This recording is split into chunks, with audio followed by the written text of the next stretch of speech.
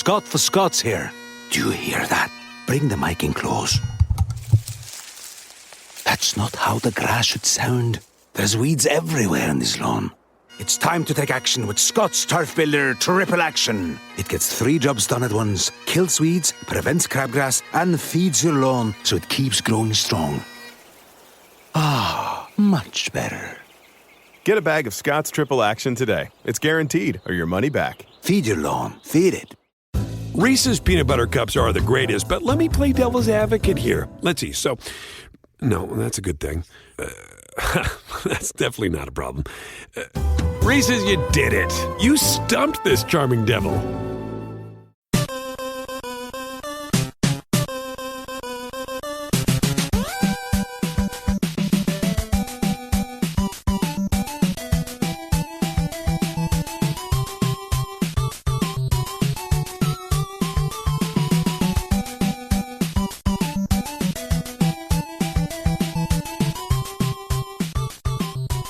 Welcome to the family here on Purple Mafia.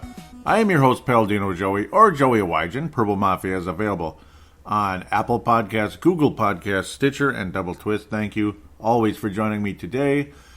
The Minnesota Vikings on Thursday. Again, I do apologize for the late release. It just is what it is of the schedule. Releasing it on kind of like a typical Purple Mafia Sunday. The Vikings definitely got the job done on Thursday against the Washington Redskins. Not the prettiest score ever, but a win nonetheless. 19-9. Yes, 19-9. So again, not the most exciting game you ever saw. In fact, the first half or so was downright yucky until, well, Vikings finally got something going at the very end of the second quarter. Thank God. Vikings getting a drive together, getting Dalvin Cook into the end zone. Dalvin Cook off to an MVP-like start to the season. Just absolutely unbelievable. You knew the running game would be a factor against the Washington Redskins. Or at least you were hoping it would be. The pass defense with Washington a little bit better, but Kirk Cousins still extremely efficient, completing the passes he needed to. 23 of 26, 88.5, 285 yards, no touchdowns. Didn't get in the end zone with the passing game, but you got in the end zone with the running game. With Dalvin Cook, his total yardage, he's on course for like 2186 basically, when you combine yardage together, over 1600 rushing, possibly 18 total touchdowns, and around over 500 receiving yards on course, again off of the first half going into the second. Absolutely an MVP type of season.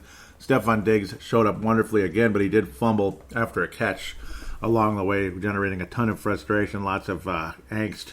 We don't want that Adrian Peterson nonsense rubbing off on Stephon Diggs. That Adrian Peterson itis, shall we say, rubbing off on Stephon Diggs after making nice runs, and the next thing you know, he's fumbling back the New Orleans Saints or whoever, Chicago Bears, which ended up costing the Vikings home field advantage. Multiple games during that season ended up costing the Vikings crucial home field advantage, which may have been enough against the New Orleans Saints, and which would have been the Metrodome still in 2009.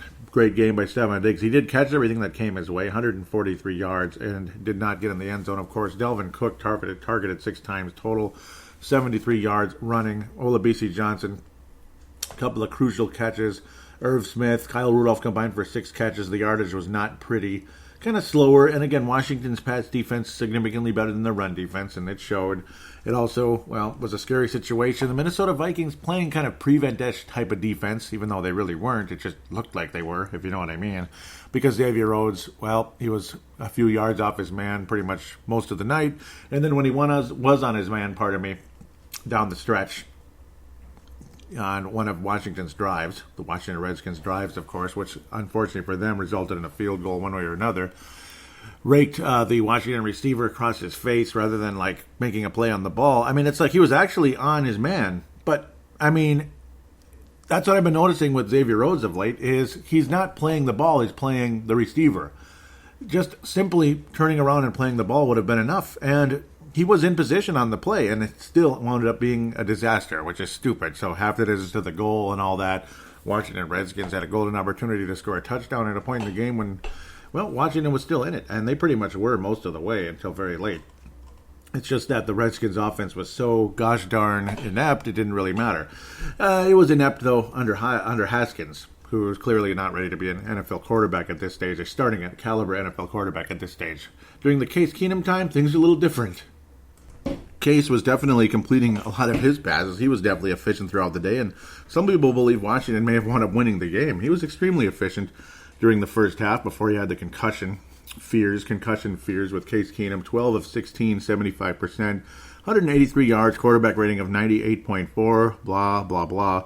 Wound up fumbling on the play. He was hurt, unfortunately for him. Case Keenum ultimately. It was a good strip sack by Minnesota, but again, Case Keenum hurt along the way. Dwayne Haskins, not good. Not good. It was a pretty lame interception he threw. Just inexperienced. It was overthrown and intercepted. The typical inexperienced type of play where you have the defender behind the receiver and you overthrow him. I mean, that's just like 101 right there. And it happens. I mean, he's a rookie and he looks like it. And some rookie quarterbacks are ready to go. Others aren't. And some of them never are ready to go. Like, the Christian Ponders of the world. Joey Harrington was just adequate. I mean, some of these guys, you throw to the Wolves too early, and it's a disaster. Better off with watching and keeping Case Keenum as the starting quarterback at this stage. And it's not like he's doing a bad job. It's just not a good vibe right now in the nation's capital. And unfortunately, after a really good vibe with the Washington Nationals, the other Washington team that's currently playing, well, I suppose the Capitals are playing too, and the Wizards. So I guess they're all playing at the same time. If you can get your baseball team to make the World Series, and you got the other four sports, or all four of the major sports per se, the core four, not including soccer, which I will stand by. No offense to soccer, I just don't think it's a core four sport, in my opinion. But no, if you're lucky enough to have your team in the World Series, you could have four teams playing at once. That's kind of cool. Washington Capitals are obviously a very recent Stanley Cup champ. The Washington Bullets, now Wizards, many years ago won the NBA Finals in '78, and of course the Redskins won in '87 and '90. The 91 season, so they basically won the 2 years the Minnesota Twins won. Much to our chagrin in '87, of course. Yeah, bit of history there with Washington in the postseason. Interesting history with the Chiefs coming up too in segment number 2 per se. But no, the Nationals, unfortunately, great start to the World Series, up 2-0, winning both games in Houston. Then next thing you know, the series is tied. Yuck. Couple of nasty games in the nation's capital. So the vibe not so good in Washington now that it was earlier. Unfortunately, not sure what's clicking and popping over here. Boy. Let's get back to the game. Adrian Peterson, well, he recovered from a pretty nasty ankle injury, I guess. I guess he's a miracle healer still at this age, even though he was back in 2012 and he had that nearly 2,100 yards, which would have been a single season record. Missed it by this much per se. If he were to get in the end zone rather than have the Packer secondary defensive back bring him down, he would have broken the all-time record. He would have passed Dickerson. Wow, that would have been amazing. But no, Adrian Peterson, 76 yards on the ground, 5.5. He had a good, solid game. He was loose, as Paul Allen used to say back in the day, 29 yards. He was loose on a play, but didn't, of course, break loose. He doesn't have the speed that he once did. He doesn't have the third gear he once did. He looked pretty healthy, though, for a guy who, again, hurt his ankle pretty bad a week ago and fumbled on the play, which is what Adrian is known for doing once in a while. Yeah, just once in a while. Solid game for him. Solid game for the Vikings core running backs as well. I mean, did I say Alexander Mattison would get 50 or more yards? He did. He had a 28-yard scamper. Again, never seems to break loose into the end zone, but still 28 yards is 28 yards. And again, when you want to say, like the running back made a great play, and then you're like, well, you got to credit the offensive line or tight ends or whoever that made the blocks down the field. Absolutely. But at the same time, again, a good running back knows where to go in those situations. It's a high IQ, and I consider Alexander Mattison a guy with a very high IQ for a rookie running back. Pretty damn good. And of course, Dalvin Cook he's all world. He's probably the best running back in the league right now, and that's cool. That's cool. And you have an offense that's, opened things up a bit, better passing game, and utilizing Kirk Cousins' strengths and pushing aside his weaknesses. And, of course, again, still utilizing the incredible talent you have with two running backs now, which is just awesome. And it's like neither one is taking away from the other at all. Alexander Mattison got those crucial third down conversions that ended up burning the clock and wiping things out for the Washington Redskins down the stretch. That was awesome. Just an overall solid offensive performance. The defense is scaring a lot of people right now. Haskins, again, he looks kind of like, he looks kind of like one of those guys like Josh Rosen, like the Packer quarterback a couple years ago when Rodgers got hurt and just nothing good was happening. He's a rookie, and there's just no vibe. There's no vibe right now. And hopefully, again, things can change. Like Josh Rosen, obviously, so far, starting last year with Arizona, this year with Miami, there is just no vibe. There is no pulse. And it just is what it is. So things are not looking so pretty with the Washington Redskins at this stage. Of course, they'll be drafting very high, and hopefully for their sake, they'll get the right pick. With the frustrating history with this franchise, though, I hope the Redskins don't get too good too quick.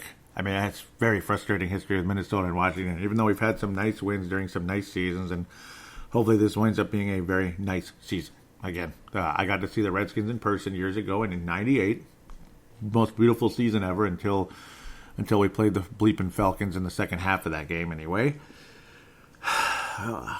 Bull crap. Yeah, but yeah, it is what it is.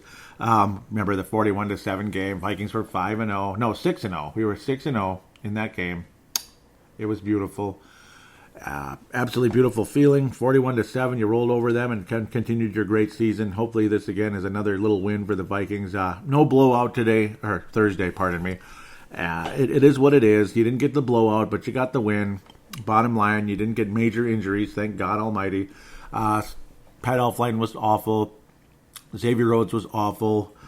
And Phil Mackey, during the course of the last couple of days, was saying how there's people on Twitter, Facebook, whatever the heck, social media, emails, who knows what the heck, and phone calls and on Vikings vent line, Score North, whatever. How, Xavier Rhodes is trash, he sucks, he's trash, and he was saying how basically fans shouldn't be coming out saying Xavier Rhodes is trash. Maybe he's playing like trash now, but you got to remember what he's brought to this franchise. And I agree with that. Now, you have every right to be extremely frustrated with how Xavier Rhodes is playing now. You have every right to be pissed off that somebody could drop off that quickly. I mean, just 2 years ago, he was still all-world. He was an all-world cornerback in the NFL, one of the best there is, like top 3, top 5 at minimum. But no, you have to recognize what this player has brought to this team when he was in his prime. You have to recognize that. And don't say trash, just say he's been disappointing. And he's past his prime, and very likely at the end of the season, he's going to get released. That's 100% okay to say. So I do agree with that, and I apologize. I actually wrote Xavier Rhodes is trash on the Facebook page during the game in the in-game thread. So I apologize to anybody that I wouldn't say they were offended, but just saw that and was like, that's kind of harsh. So it is when you consider what the guy's brought to the franchise. It's extremely frustrating. Heck, Adrian Peterson is trash too. I mean, you don't want to say that either. Even those of you that went crazy, hit the ceiling when stuff happened in 2014. Inappropriate things happened in 2014, which I don't want to get into that much. Yeah, I don't know. I thought the media overblew that too much. That's just my opinion. Was it wrong? Yes. Did the media overblow it? Yes. That's what I was saying at the end of that season because I kept my mouth shut the whole year. And yeah, I still stand by that point of view at this stage. God bless the guy. It's cool. Unfortunately, he does have a selfish side of his game. Alex Boone, again, Score North. Again, look, gosh, you'd think I work for Score North lately. But the comments he made are basically, he couldn't have been more disappointed in meeting a star athlete when he came to Minnesota. When you're like, you idolize a certain player, like maybe you idolized Kevin Garnett. And, wow, you got to play with him. Like, and, wow, he's really cool. Or he's kind of a jackass. Or he just kept to himself and I barely got to talk to him. Or you got to meet Kirby Puckett, whatever, Well, he got to meet Adrian Peterson, and that was, unfortunately, 2016, when Adrian Peterson and his dad were basically, as he said, throwing shade on the franchise every single time something bad happened to poor God Almighty Adrian Peterson. And the guy was as selfish as it gets, basically, is what Alex Boone said. There's all kinds of, like, in case you missed it type, podcasts all over Score North, so you wouldn't have to listen to that entire episode, but it's those purple podcasts, vent line, whatever the heck, podcast feeds for Score North if you're curious. Interesting stuff. It's interesting. I mean, Alex Boone was always an open guy, an open door. He would say anything. He's a pretty good fit in the media, actually. yeah, you think? He saw him as one of those selfish individuals and how it was just a total buzzkill, that whole gosh darn season in 2016. Didn't help that the O-line was kind of bad, but I mean, they blamed the O-line for every bleeping thing, which is not always the right thing to do. It's not always right. Even though the O-line stunk, you can't blame the O-line for every single thing, every single play. That's kind of silly. and Adrian's fumbling and fumbling in that awful game against Indianapolis, which was basically like, you know what, Adrian, adios. Just go. You're a historic player. Thank you very much. Wonderful career. We'll retire number 28, maybe. God bless you when you come in as a Viking or go into the Hall of Fame as a Viking. It'll be the greatest ever and everything, and we'll celebrate those awesome games like the San Diego Chargers. Check out my YouTube video, by the way. So instead of Score North, check out my YouTube video on that one. Way back in 2007, rookie year for Adrian Peterson. It was my rookie year, kind of messing around. I was already 28, though. Gosh, I'm an old timer now. 40. Back in 2007, doing a YouTube video. That was before I did podcasting. paladinolive. Look that up if you like. Vikings versus Chargers, paladinolive. And historic day for Adrian Peterson by breaking the single game rushing record. Unbelievable day. It was fun. I mean, those are still memorable. Great games against the Chicago Bears early on. That was a lot of fun. Obviously, 2009, he got in the end zone like a bajillion times. He got in the end zone like 18 times that year. He was so much fun. Wonderful career for Adrian, but the one-dimensional style, no pass blocking, can't do anything really. He's not really a receiving running back. We knew that actually coming into his career. He had his first score of his career, his first play of his career was a receiving touchdown. He actually caught the ball and scampered. He was loose. I bet if I remember 61 yards to pay dirt, and that was the best running. That was the best receiving play he made in his entire career. Was the very first play of his career. Kind of funny. I remember how he was receiving passes in that Seattle game in the postseason in 2015, and then he fumbled it away. I was like, wow, he's actually receiving passes. You know, like foreshadowing to Dalvin Cook a couple years later, what Dalvin Cook could do for Minnesota with those screen plays.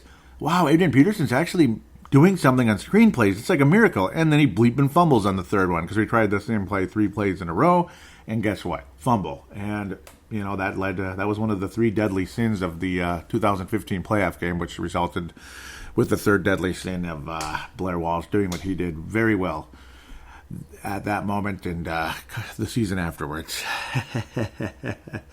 Not a good feeling at all. Just sickening. But yep, there I go, waxing nostalgic on Adrian Peterson. One of the best individual running backs of all time, but again, a selfish guy later in his career. Interesting early on, very kind of a cool, interesting guy early on, and got more and more selfish as his career continued, and his one-dimensional game became more of a liability than an asset. And now you got guys like Dalvin Cook and Alexander Mattison, and you know, I wouldn't trade Cook and Mattison in a second for Adrian Peterson, even in 2008, even in 2007, 2008. Honest to God, I wouldn't, especially in today's game with the way the game is, some pass blocking, maybe those blocking, pass receiving, screen plays, all that good stuff, which has become much more a part of the NFL. I loved when I heard Dalvin Cook talking on the Dan Barrero show on Friday, obviously because it was after the Thursday game. He was Barrero asked him who was his favorite running back growing up, and Dalvin Cook right away said Marshall Faulk. And wow, that's one of my all-time favorites too. Because what did Marshall Faulk do? He was the ultimate total yardage running back. Catch, he got a ton of receiving yards. He made big plays going all the way back to his days at the Indianapolis Colts, to his days with the Rams, and of course the New York Jets and such down the stretch of his career. Awesome career for Marshall Faulk. Absolutely love that man. I'm thinking of LaDainian Tomlinson. I'm blanking there. But no, Marshall Faulk. No, he finished with the Rams. Pardon me. It was the Rams. I'm thinking of LaDainian Tomlinson with the Jets. Forgive me for that. That guy was a great player too, but not as versatile as Marshall Faulk. And you're seeing that versatility with Dalvin Cook. And thank you very much, Dalvin, for modeling your game after the greatest Marshall Faulk. I love that man. So, very cool. Fran Tarkington Award for this week, it's Dalvin Cook again. I mean, he's just the greatest. He is the greatest, isn't he? Is he not an MVP candidate in your book? If the season ended today and the Vikings finished 12-4, let's just say, right? 6-2 again, Dalvin Cook's the Fran Tarkington of 2019. He absolutely is. Right now, a guy who's climbing up the charts for that is a guy that was getting a lot of Ponder Awards because he looked more like Christian Ponder than he looked like Fran Tarkenton. And, he's not a Fran Tarkenton type of quarterback. He's got his own vibe. Maybe kind of, I don't even know how to compare him. I don't know. Maybe Brad Johnson a little bit. But Brad could be a little more mobile, I suppose.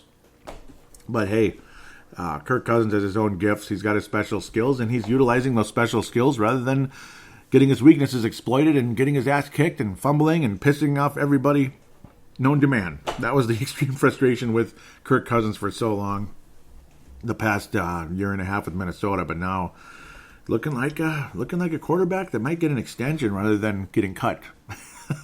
Because somebody is going to get cut next spring. It's probably not going to be Cousins. Obviously, you can't, because that's $28 million just like that. Like, bite the damn money, get out of here. Unless the guy throws like 7 interceptions in his last 7 passes of the season or something. Which, let's not even think about that for a moment. Let's not even go there. But no, Xavier Rhodes, by the end of the season, he's not going to be a Viking anymore. And it's too bad we couldn't orchestrate some type of trade during the offseason. Might have been a good idea. I can imagine Bill Belichick trading him, and people were like, wow, I thought maybe he lost a step or something last year, like a half of a step or something, because he was still okay last year. But wow, they got rid of him. But it's Bill Belichick. He's almost always right. And yeah, I guarantee you Bill Belichick would have sent Xavier Rhodes packing after 2018, if not 2017. That's just Belichick. And, I mean, look at the Patriots defense. Just look at them. It's not bend but don't break anymore. It's screw you. We're going to shut you down no matter what you do. They're like the old Patriots in the early days of Brady. And, of course, the New York Giants when Bill Belichick was the defensive coordinator under Bill Parcells back in the early 90s. That was some good stuff. It was a fun, solid win for Minnesota. It was cool to see Adrian again and all that stuff, but I don't know. I don't have all warm and fuzzies with Adrian Peterson. It's not because of the events of 2014. It's not, though. Again, that wasn't a good thing that he did. No, but again, yeah, I'm not gonna turn that into bash Adrian Fest for that. I don't know. I'm happy with the running backs we have, and how can you not be? How can you not be? How can you not be happy with Dalvin Cook as your bleeping running back? Alexander Mattison as your number 2 running back? Alexander Mattison could probably start for at least half of the teams and do well. At least half of the NFL teams right now, in my humble opinion. Again, Stephon Diggs, that's another one. I don't think he's selfish. I think he did the right thing. I think what he did, he took a risk. He stuck his neck out. He risked making an ass of himself and alienating himself when he did what he did, like sitting out some practices and all that, and getting kind of sarcastic with Stefanski on the sidelines, which was plain as day. I mean, I could see it. Stefanski looked mildly annoyed, not super annoyed. He was just kind of like, well, are you sure about this? I mean, that was kind of like Stephon Diggs is basically probably what he was saying. Like, are you really sure? Are you really sure this is the direction you want to go? And, well, it's not just all running back as great as Dalvin Cook is. It's mixing it all up and utilizing the strengths of Kirk Cousins, Stephon Diggs, and Dalvin Cook, and Mattison, and Adam Thielen, who, again, out with the hamstring injury, of course, in this game. His first missed game of his career.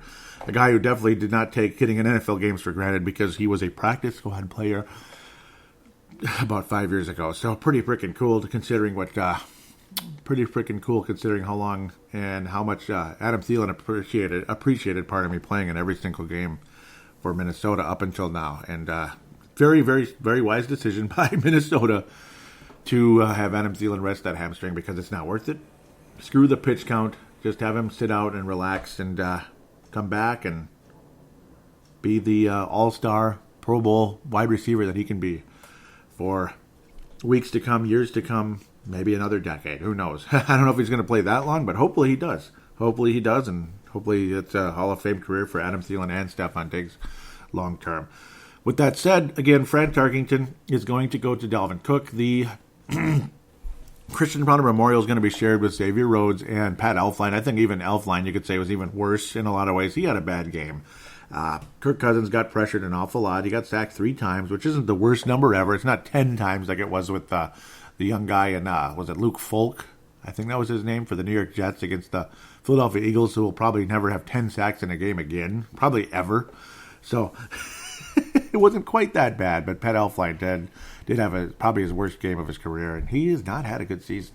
He's not. Riley Reif's been much better, and Brian O'Neill has been spectacular. Supposedly he gave up a sack in the game. That's been debated. His first sack given up of his career. And if it's going to happen, fine.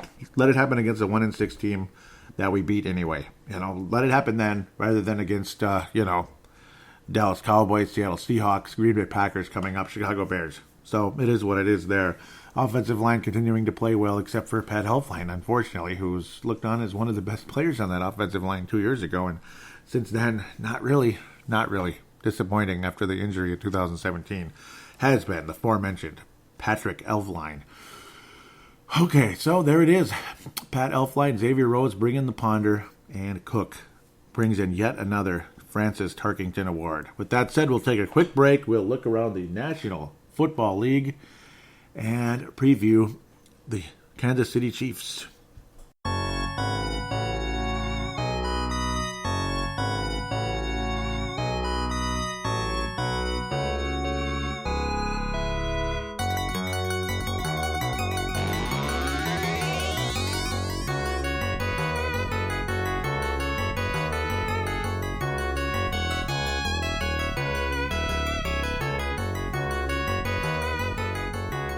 And we are back here on Purple Mafia segment number 2. We're going to look across the league a bit and, of course, get into some Kansas City Chiefs and Minnesota Vikings history. A fairly small history. Gosh, only 12 games between the two teams, and considering how long these teams have been around.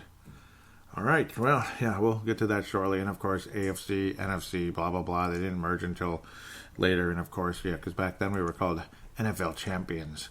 We were the NFL champions, but, yeah. Well, nowadays, if we heard NFL champions, you think they must have won the Super Bowl. Yeah, well, unfortunately, we got to the Super Bowl, and yeah, I think most of you know the result. Green Bay and Kansas City flashing in the background. NBC Sunday Night Football. Is that not tradition for Purple Mafia segment number 2 and 3? Yes, it is. And that's just how we're going to keep doing it. Green Bay and Kansas City, the Packers leading right now. Matt Moore and the Chiefs doing the best they can against the losers from Lambeau. Okay, yeah, they're not really losers. They're 6-1. I wish they were losers. It was nice when they were losing. You know, that's a team you'd call a lovable loser because you're just loving that they're losing. Okay, enough of that silliness. Monday Night Football is going to be that's going to be a real barn burner, real ticket getter. Two teams combined for a 2-10 record. The Miami Dolphins, a multiple Super Bowl champion, and Pittsburgh Steelers, a 5-time Super Bowl champion. Or actually 6-time Super Bowl champion, tied with the Patriotas. And, well, they're not having good seasons, those two teams, so that won't be the best Monday night game. I'm glad that wasn't the Sunday night game, but usually Sunday night is about as good as it gets. Arrowhead Stadium, the Chiefs hosting the Slackers, and they'll be hosting the Minnesota Vikings next week, so a nice little indicator how things are going to go, I guess. Hopefully we win, because if the Packers beat them, hopefully we can.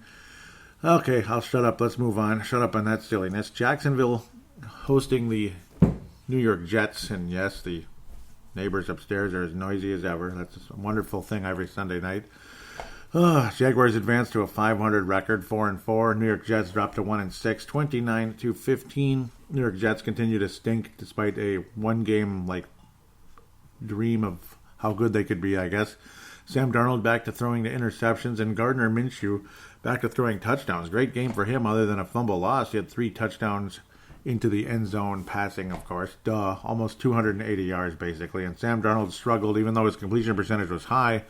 The mistakes were there. Jacksonville's defense looked a little bit like the last couple of years or so, particularly the 2 years ago when they were actually a pretty dangerous team for the New England Patriots in the AFC title game. But overall, big, strong game by Leonard Fournette. Wow, another total yardage game for him.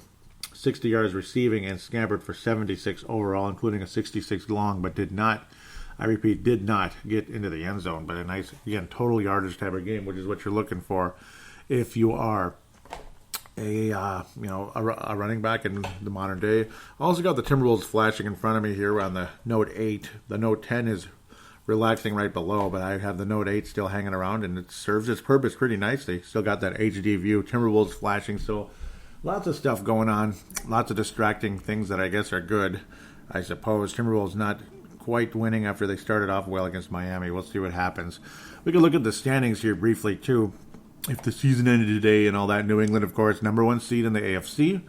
Indianapolis Colts and Chiefs trying to get that number 2. The Colts. Remember the Indianapolis Colts? You know, this Andrew Luck guy that's not lucky, really? And you got Brissett and all that leading the way. Yeah, I mean, the Colts, looking good. Chiefs, of course, trying to reclaim a number 2 if they can defeat the number 3 Packers. We'll see what happens. Saints and San Francisco still ruling the NFC Kansas City and Indianapolis 5-2, Baltimore 5-2. So anybody could have that number 2 bye. Heck, Buffalo Bills, well, no, they can't because they're behind the Patriots. They're not going to pass the Patriots.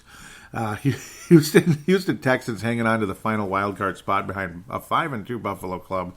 And Jacksonville and Tennessee knocking on the door back in the 19. There's your 1999 AFC title game. Okay, I keep talking about those two teams. That was a fairly memorable game, particularly if you're a Titans fan. San Francisco, along with New England, Tom Brady's 2 favorite teams, and Joe Montana's 2 favorite teams, I'm sure, growing up as well. Okay, maybe Montana didn't care as much about San Francisco until he got there. Whereas, it's just the coolest thing ever how those 2 guys switched places, literally. Joe Montana grew up in Boston, played for the San Francisco 49ers, and was a legend. Tom Brady grew up in San Francisco area, a 49ers fan, watching Joe Montana, and wound up playing in Boston and became an even bigger legend. It's the coolest thing ever. It really is. You can say whatever you want about those 2 teams. New Orleans Saints, no Teddy, no problem. They end up moving up to 7-1. Green Bay 6-1, trying to be 7-1, and Dallas is hanging on to the other home field advantage, which would be the 4th seed. Seattle and Minnesota hanging on into the wild card, and you got the Los Angeles Rams hanging on to a 5-3 record after beating Cincy today. Oh goody. And Carolina 4-3. Both teams in the hunt trying to catch Minnesota or Seattle. Hopefully they're unable to catch us anyway. If they catch Seattle, I couldn't care less. Jacksonville, solid win. Well, let's move on. New Orleans Saints rolling over Arizona today. Not a good game for the Arizona Cardinals. 31-9. Drew Brees is back, and he had a pretty solid game. Kyler Murray did not. One of his weaker games, but he didn't turn the ball over. Good for him, but unfortunately not a good game. Brett Hundley, that's the former Packer quarterback I was talking about. That was not so good. And that's kind of about what Trubisky looks like right now for the Chicago Bears. Not so good. Not so good. But I mean also Haskins especially for the Washington Generals. No, the Washington Redskins. They're basically the Washington Generals of football right now. Drew Brees threw his first interception, at least since week 1, and 3 touchdown completions. Very solid game. Drew Brees attempting 43 passes. I guess he hasn't really missed a beat at this moment. We'll see what happens with Teddy Bridgewater in the offseason because he sure looked like a starting quarterback, and is Brees going to do a Brady and just keep playing until hell freezes over and keep winning, because they are winning right now. They might have home field advantage in the AFC again. Latavius Murray carrying the load back-to-back weeks, getting in the 100 yardage again. He's just one of those guys who is a starting... He's a starting running back, kind of like Latavius Murray. Kind of like Alexander Mattison. Kind of like Latavius Murray. That's funny. But no, Alexander Mattison also. Teddy Bridgewater got in the game, and, well, he just kneeled a couple times. Good for him, I guess. Couple of kneel jobs to run the clock down. That's the only reason why you see him in there. He's a starting quarterback, though. I like Teddy Bridgewater. He looks better than ever. Mental game as strong as ever, and he always had a high IQ, and good for him. Michael Thomas getting in the century mark again, this time getting in the end zone. Latavius Murray, complete game. Latavius Murray caught 9 passes. Latavius Murray's Dalvin bleeping Cook for the New Orleans Saints right now. And that, I mean, and you still have Alvin Kamara, who's not even available. So definitely a dangerous overall football team. Their defense has a lot of good players. Obviously, you got Jordan, you got your. I don't even want to talk about them, but obviously Lattimore and all them, damn good players. Marshawn Lattimore, hell of a player, and you could go on and on and on about that. The Minneapolis Miracle and Marcus Williams and the disaster he went through, and we'll just move on from that. Marshawn Lattimore slamming his helmet on the ground, and understandably, I would do the same thing. And Norwood's still there. Morstead's still there. Cool guy, very cool guy. Coming out there and toughing it out in a situation he probably didn't want to deal with. The Saints are 7-1. There's at least 2 Saints that I like. Teddy Bridgewater. Well, 3, because I love Latavius Murray. Love him to death. Latavius Murray, Teddy Bridgewater, and Morstead. But other than that, I hate the Saints with a passion, I guess. I still like their uniforms and their colors, though, like I did forever. Los Angeles Rams winning another game. Good for them. Back-to-back wins for them to get to 5-3. That's kind of weird. Pretty cool to see the Rams doing better, I guess. But then again, you don't want them to catch us. Cincinnati trying to be the next Detroit Lions, the 2008 Detroit Lions, if possible. They're trying as they might. They're 0-8. They are the winless team in football right now. Them along with the Miami Dolphins, who just They're just great. I love the Dolphins, right? They're 0-6, and gosh, they're like going to be the latest team to get their 7th game, as they've already had their bye. Cincinnati halfway to 0-16. The Rams trying to get to 10-6. Oh, goody, if you even that out. Of course, 24-10, not really much to say. I mean, Jared Goff was mediocre. Andy Dalton was mediocre, and he got sacked 5 times. Jared Goff's efficiency rating was really high and all that, but his accuracy, not so much. 55%. Joe Mixon, just average. Just an average guy out there. Just an average Joe in terms of his running game. And caught 4 passes for a whopping 11 yards. Cincinnati just stinks. Cooper Kupp is unbelievable. 220 yards today. He was the nookie blankie, as they like to say, for Jared Goff. And they finally wore those beautiful uniforms again. Just wear them forever, Los Angeles Rams. I don't care if you're home. I don't care if you're away. I don't care if it's 2019. I don't care if it's 1985. I don't care if it's 2085. Just wear those uniforms forever. I love the Los Angeles Rams classic uniforms. The classic uniforms from the good old 80s. They are the best. The 80s and 90s before they changed them into that other stuff. Those are cool uniforms. And yes, they belong in Los Angeles, not in St. Louis. Oh, I love those uniforms. Have I mentioned that I like those uniforms? It's kind of like the Lakers with blue. I don't know. I guess they're similar to that other team in Northern California that I hate with a passion. But, yeah, I like the Rams uniforms a lot better than the bleeping Warriors. Easy win for the Rams. Let's keep going. I don't even know why I'm even getting into all that. I'm just losing my mind. Because that's what happens when the Timberwolves are flashing on the screen in front of me. First place, Indianapolis Colts. They barely got past the Denver Broncos. It was the Peyton Manning Bowl, I guess.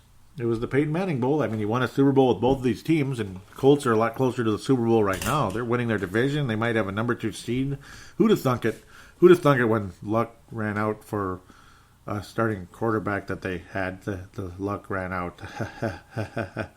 Okay, I'm sorry. I had to do that. Denver Broncos lose again. Yep, the Broncos lose again. Their defense is good. They kept the Colts at bay, 15-13, a boring, grinded out type of game. Kind of some old school action mixed in. Jacoby Brissett kind of rushing for a couple of first downs. Good for him. I really like him. And Nyheim Hines barely getting some action, but he got a little bit in the game, 4 rushes. I always talk about him because I like Nyheim Hines. He actually had some catches in the game too. Looks like they're starting to include him a bit more and more. And man, I wish Nyheim Hines was on the Vikings. I was obsessed with him in the draft about a year and a half ago. The 2018 draft, I was obsessed with Nyheim Hines. Could have been that nice kick returner for us, possibly. But we got Marcus Sherrills, so yeah, Marcus Sherrills. He has his moments, but I don't know. I'll be very surprised if Marcus Sherrills returns another punt for a touchdown. He just doesn't have the step he used 2 years ago. Just my opinion. Marlon Mack, solid game for the Colts. Just a solid, grinded out, black and blue type of game for the Colts, and they got the job done, and I like them. I like the Colts. Why not? Why not? And I like to see success on a team that wasn't really expected, yet at the same time, the talent is there all along. Jacoby Brissett always could play, and he's proving it more and more, and nice to see. Nice to see. Kind of like what Teddy's doing in New Orleans. He deserves to be a starting quarterback on the Saints at some point, if he's willing to wait, depending on how long Drew Brees is going to make him wait, or maybe he can play for another team. Maybe the Tampa Bay Buccaneers or the Miami Dolphins. I think the Saints have a nice group of players that would help him have a ton of success. It's almost better just waiting, I guess, as much as that would suck. Hopefully it's not 5 years down the road. Jameis Winston showed off the legs today, running for 53 yards, but he also showed how terrible he is with 4 turnovers, 2 fumbles lost, 2 interceptions, but he threw for 301 yards. Like, that means a whole lot. Well, they were in the game and everything, where the Tampa Bay Buccaneers are. Jameis Winston, if that's your guy, that's your number 1 pick in the draft, you are going to be so disappointed. It hurts. I mean, he got outplayed pretty badly by Ryan Tannehill today. I don't know. And they have that offensive guru by the name of Bruce Arians as head coach, and this is your result with your number 1 overall pick in the draft. I don't know, man. I think his hands got pinched one too many times when he was, grabbing something that didn't belong to him. Ryan Tannehill, very efficient game. I'm sure the Dolphins actually miss him a tiny bit. He's doing a hell of a job for Tennessee, and I don't know. I guess he's like a much better version of Matt Castle for Tennessee. He really is. He's doing a hell of a job filling in. for Marcus Mariota, who's just not that good, and Jameis Winston's just not that good. Nice to see Tennessee kind of hanging on, even though I basically, grand scheme of things, couldn't care less about the Tennessee Titans, but always kind of liked Ryan Tannehill. Mike Evans has got star all written all over him, of course. 200 yards, 2 touchdowns today. Okay, 198, but a huge, huge game. You've got some weapons in Tampa Bay, and you got that offensive guru in Bruce Arians. It's just too bad that your quarterback's a nitwit. He just is. He's a nitwit. He doesn't have the between the ears, and I don't know. They could have easily beaten Tennessee today, I think, even though Tannehill had a great game. It's too bad, but that's how it goes. I actually had Tampa Bay doing well not too long ago, and it just didn't work out. Detroit, we'll come back to that. Their game hosting the Giants. Did they end their snide? Chicago, did they end their snide at home versus the Los Angeles Chargers? So, I don't know. I guess we'll find out. Philadelphia ended their snide. They were on a big one. Philadelphia back to 500. Good for them. They were 3-2 when they came to US Bank Stadium, and then next thing you knew, they're 3-4. Now they're 4-4. Philadelphia Eagles with a winning record when they came into US Bank Stadium, and so helped Kirk Cousins improve his back-to-back weeks here. Help him improve his play against winning teams, and then eventually his play in prime time. So a couple of wins in those categories. Guess it's kind of easy when the Eagles weren't playing so good and Washington was sucking, but to his credit, Kirk Cousins has been freaking awesome. Buffalo Bills, gosh, they were 5-1 in this game, but the Eagles romped all over them in New Era Field. It's a new era for Buffalo, and it sure is, but not a good game for them today. Carson Wentz put up solid numbers, just solid. Only attempted 24 passes because of the lead. They're just protecting the lead with Jordan Howard doing the old bell cow. And, of course, Carson Wentz showing a little athleticism and running for some first downs as well. Jordan Howard, 23 rushes, 4.2 a carry, and he did get into the end zone once. 96 yards for the captain. No, for Jordan Howard, the former Chicago Bear, which I'm sure they're dying to have right now. Oof. Got a couple things to say about that game. Couple things, but Buffalo, big loss today. Big loss. This must have been their biggest disappointment of the season. It would have to be. Ouch. But good for Philly, because season's kind of getting to be on the line there. You don't want to get your 5th loss already. You just don't. Atlanta put up a pretty good fight against the Seattle Sea Chickens, hosting them in, again, what was rated as the number 1 stadium in the NFL. Matt Schaub leading the way for the Atlanta Falcons like he was years ago behind Michael Vick, all these years later. He passed for almost 500 yards, did Matt Schaub. The quarterback everybody wanted. Oh, he's behind Michael Vick. Michael Vick's a legend. He's the greatest quarterback ever. He's got the best legs ever, and he's got the biggest arm ever. So he'll never play, but he's an awesome quarterback who deserves to be starting, and he stunk everywhere he went for the most part. Goes back to Atlanta, and all these years later, like a decade later, and throws for almost 500 yards against Seattle, who's no longer the Legion of Boom. They're the Legion of Bend But Don't Break. Yeah, that was cute, wasn't it? But they still didn't win, though. They still didn't win. They were bent but don't break, pretty much, giving up 20 points to Atlanta. 500 yards, almost 500 yards passing and 21 points. And one of the other guys that I love from Wyoming, another Wyoming guy, just like Marcus Epps with Minnesota now, Brian Hill, who never got to suit up for the Vikes. He ended up going to Atlanta. My condolences with how things have turned out there. He got in the end zone today, so good for him. 29 yards. Might have been his first there. Devonta Freeman. Atlanta just not getting the job done, but a nice overall good game for Brian Hill getting into the end zone. Very happy for him out of Wyoming. Love him. Love Brian Hill. But unfortunately, there's really no job right now for running backs in Minnesota.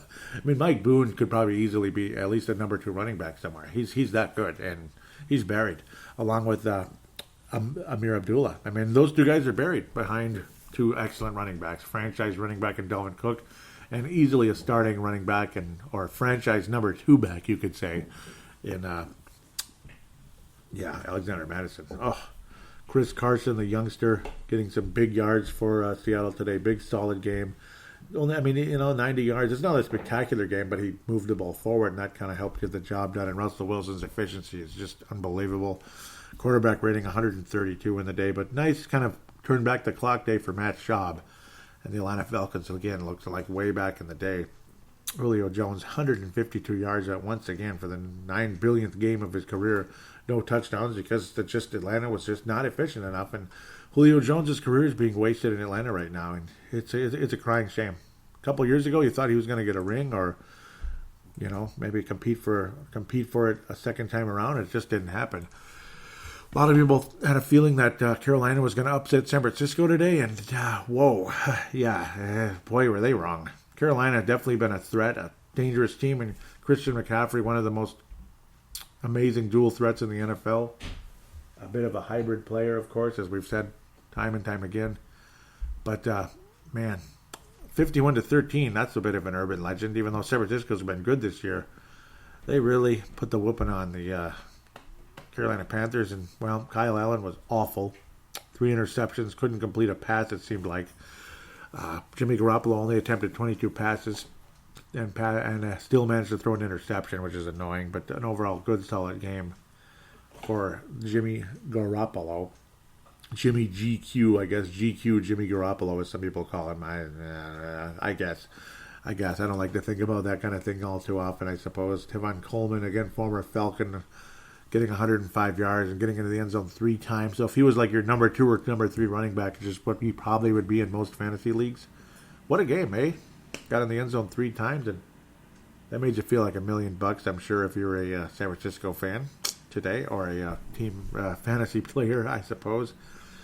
52-13, and boy, Kyle Allen did not have a good game. The backup for Carolina, who had some good games the past few weeks, did not work out so well today. Carolina put in their place big time, and they're like the 8th seed right now in the NFC, and San Francisco is holding on to home field advantage.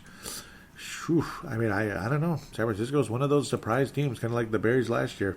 Team with a good, solid defense, and a quarterback that stayed healthy this time, I guess, and he's not killing them, that's for sure. Oakland, another loss for them, 27-24. Houston Texans up to 5-3, and they're hanging around for the playoffs and all that good stuff. We all love Deshaun Watson.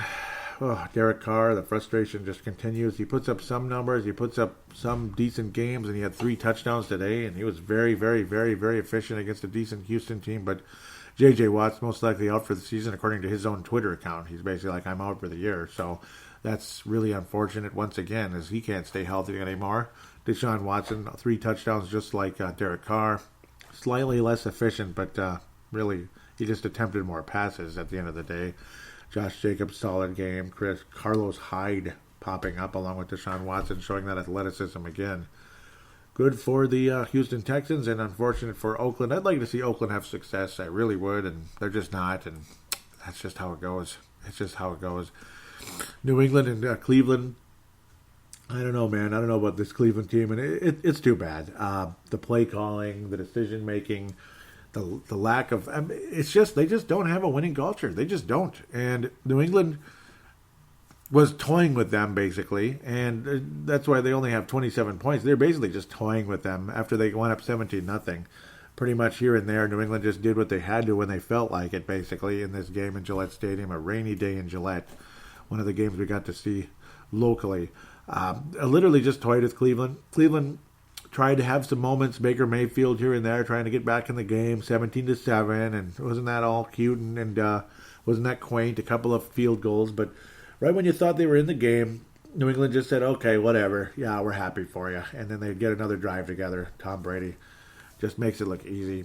And his accuracy and that spiral on the ball from Tom Brady is, I mean, seriously, though. Remember Peyton Manning. And, of course, he had the neck this and that. He had the neck surgery and all that. So, again, that was going to haunt him at the end of his career in the later stages. And that's why you saw... like wobbly ducks when he threw the ball.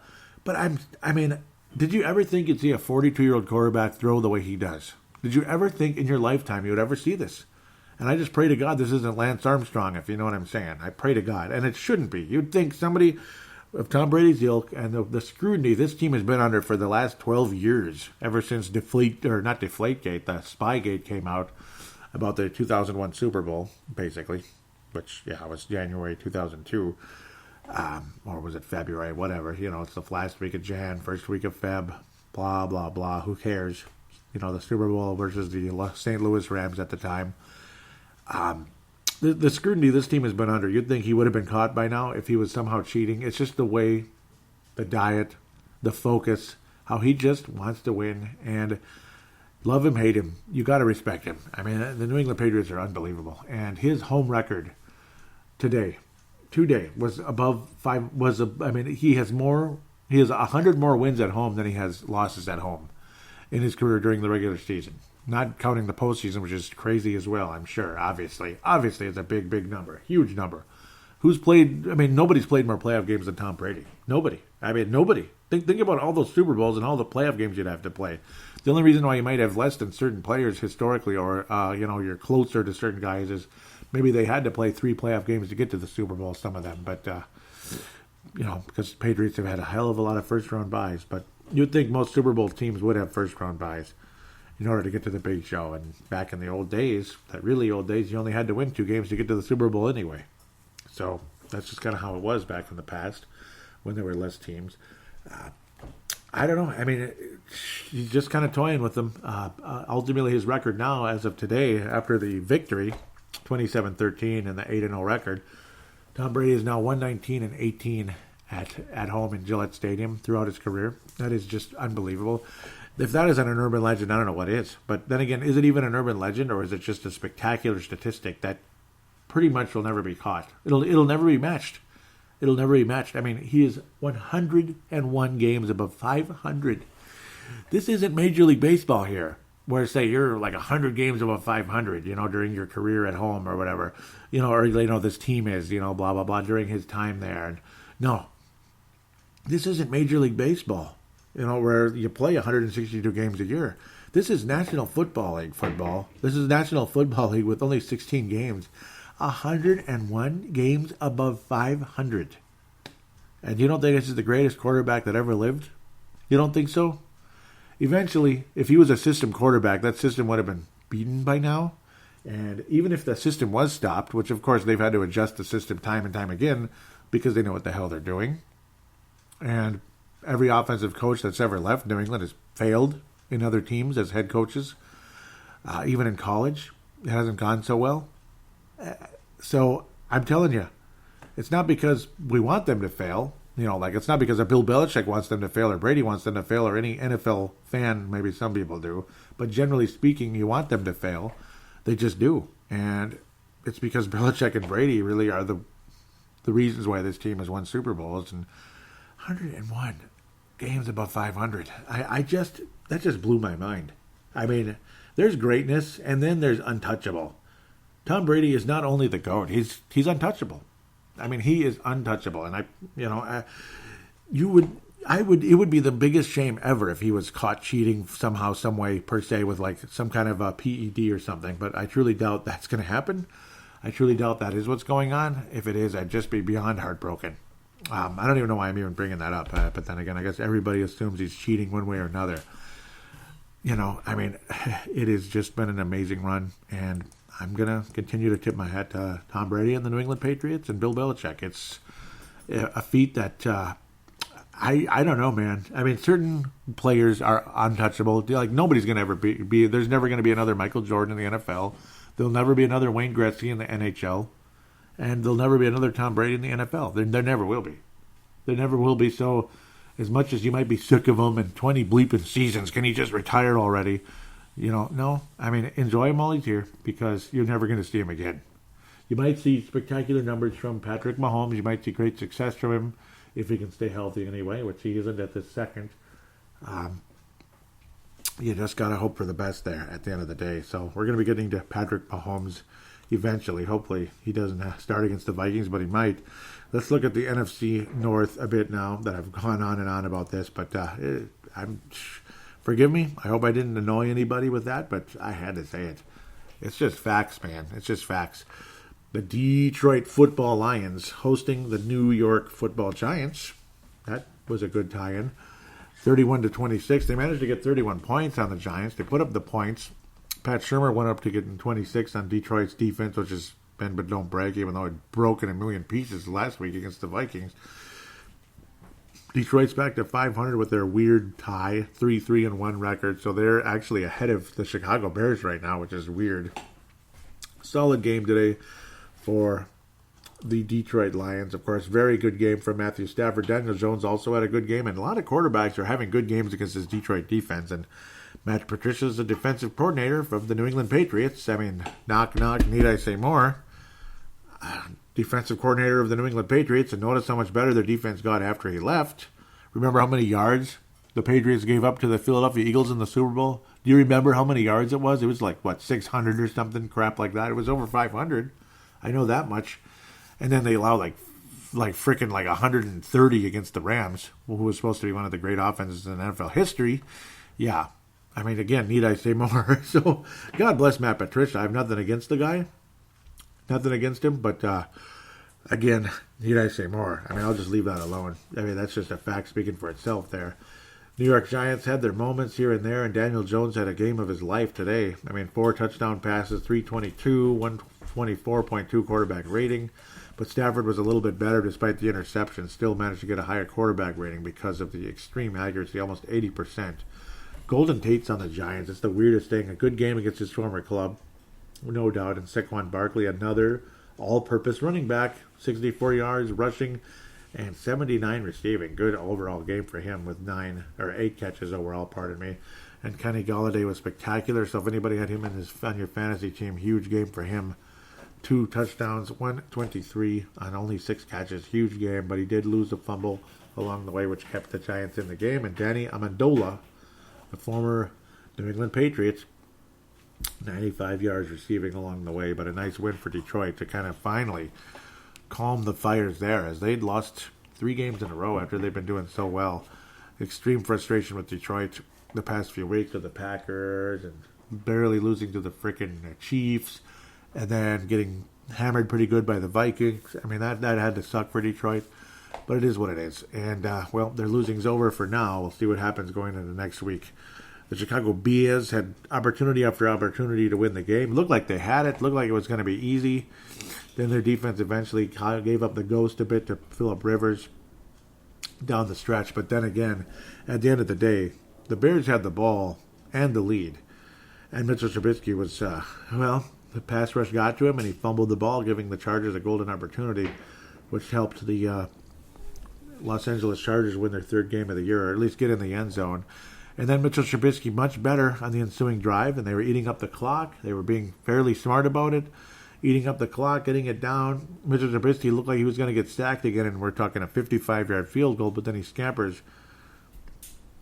He scampers, gets loose, good for him, and at the end of the day, he was able to get an 11-yard carry. 11-yard carry there for a huge first down. Chicago's kicker's ready to go, 41 yards. Eddie Pinheiro, ready to go, 41 yards out. You think, okay, it's not an easy kick, and it's the Windy City and everything. Funny stuff happens there, but you would hope that they can wrap this up. I mean, Chicago intentionally ran the clock down, so they would just rely on the kick rather than trying to continue to get further because maybe Mitchell Trubisky will fumble again or make some weird mistake. You just don't want to risk it and all that good stuff. And you don't have a great running game in Chicago, so go get him, Eddie Pinheiro. You've had some good success. And he just shanks the sucker, and the Bears end up losing 17-16, and the Bears are 3-4. And I kind of feel bad for the Bears a little bit, but I'm happy for the Chargers. I mean, that's a team that's been snake bit the whole freaking year. I mean, what the hell? Pretty much since they got to Los Angeles, even though they had some really strong success in the latter stages of last season. At the end of the day, the Chargers get up to 3-5, barely alive, if that rhymes. I guess it does, because they're actually only 1 game behind, like Tennessee and the other clubs out there, just hanging on. Tennessee, Houston, they're pretty close. So they're still kind of in the hunt. Jacksonville, teams like that. Chicago 3-4, and long, long way to go. It's going to be much harder to make the NFC playoffs than it will the AFC, and the Bears most likely are toast at this point. And, it is what it is. David Montgomery did have a good game today, though. He did. To be fair, David Montgomery was very good. It's just, I don't know. They just weren't willing to risk it. They just said, screw it, let's just run the clock down. And also, you don't want to give Phillip Rivers another chance because he's led so many fourth quarter drives to win games in his career. It's unbelievable, despite the lack of success this year. He has not had the success level that he's had in the past, and that probably means he's past his prime. Melvin Gordon has been awful, basically, for the Chargers since he got there, and not a good record. Not a good winning record with him around. But the Chargers did get a win today. Their first win with Melvin Gordon on the roster. David Montgomery was a bit of a bell cow today, and 27 rushes, with 135 overall, and he did scamper for 55 along the way. But Chicago, their success has dropped off the face of the earth, and with the way they romped all over us and embarrassed us weeks ago, about 5 weeks ago or so, hopefully Minnesota will be ready to take care of business in U.S. Bank Stadium when that day comes. Not too far down the road. Kansas City and Green Bay doing what they can right now, but will it be Mahomes? Will it be Matt Moore? I don't know. I'm guessing they don't want to mess with Mahomes, but at the same time, if they lose today, boy, do they really want to drop to 5-4, because the chances are the Vikings will beat them. It will be a nooner, so we're going back to nooners again, which is always nice. Gotta love the nooners, even though Thursdays are cool too, because then I can kind of chill and come in and record the show on a Sunday with a little less pressure, I guess, even though it's the same time, essentially recording it. Kansas City Chiefs hosting the Minnesota Vikings. Minnesota Vikings record in Arrowhead Stadium is awful. We'll get back to that in a couple of seconds here. Chiefs 7-5 all time versus the Vikings. Only 12 meetings all time. In fact, these two teams played for the very first time in Super Bowl number 4, and the Vikings were favored by 18 points in that game, and they scored. They were the last team to score in the game. They were the last team. The Vikings were the last team to score in the game, so that means they won, right? The Chiefs built a 23 to nothing lead, and the Vikings finally scored late in the fourth quarter just to put something on the board, and very depressing. The Vikings couldn't do jack crap the whole game. I mean, Bill Brown only only got 26 yards, Dave Osborne, but the Vikings didn't even run all that much. Joe Kapp, not the best quarterback ever. In fact, a flat awful game for him. 2 interceptions, and Gary Cuozzo, also awful, threw an interception along the way. 12.5 quarterback rating. And Joe Kapp, 52.6. Again, multiple interceptions. Vikings could have sure used Fran Tarkenton, but would it have mattered at the end of the day? Who knows? You would hope it would. Len Dawson, well, this is 1969, or 1970 officially, because it was, the Super Bowl. 142 yards. I mean, just a super old school game where offense wasn't what it was.